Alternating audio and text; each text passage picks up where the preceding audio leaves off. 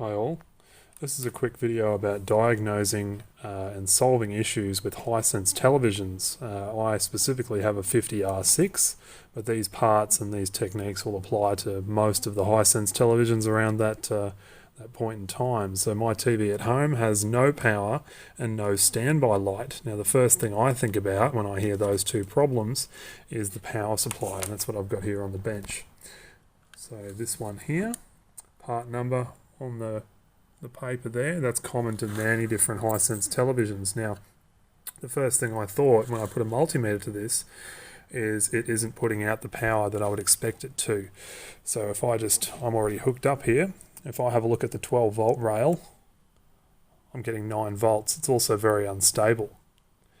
The V-amp circuit is where it needs to be, although it gradually comes down. And then I was thinking, gee, that's kind of weird. Maybe it's a bad power supply. I read it's actually a very common problem.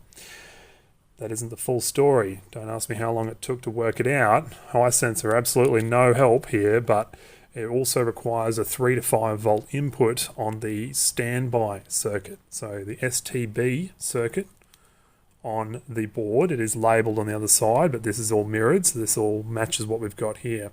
When you put a 3 to 5 volt input on there, 3.7. If we go back and do this again, okay, let's try that again. I had the multimeter hooked up around the wrong way. So unstable, 9 volts. Let me just turn that 3.7 on. Comes straight up to 12, stays there.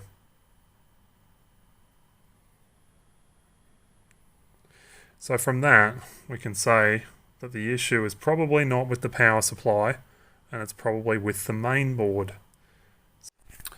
So before we junk the main board completely, we have nothing to lose. So we may as well try a solder reflowing technique on it to see if we can get something out of it. I don't know.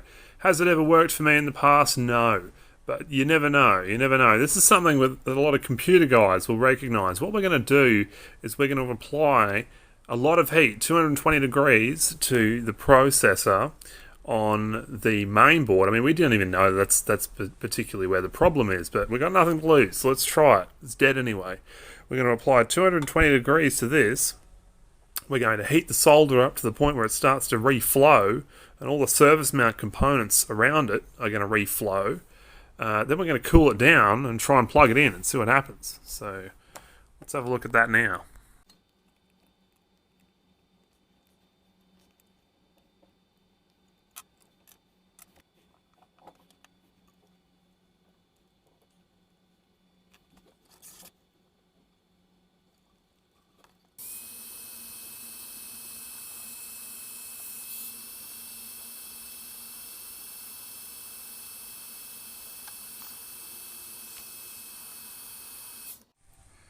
Okay, so we're back after our solder reflowing, and we now have a little light. That's exciting. So I wouldn't expect it's going to work, but look, we didn't have that light before, so let's give this a go. We'll plug that one in. That's for the LED backlight. Where's the controller?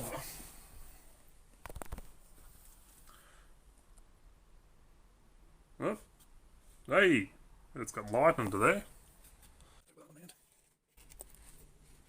Yeah, that's working. Cool. Is indeed now trying to stop the advancements here of Schumann. We know Schumann's going to be quick. Salutski's going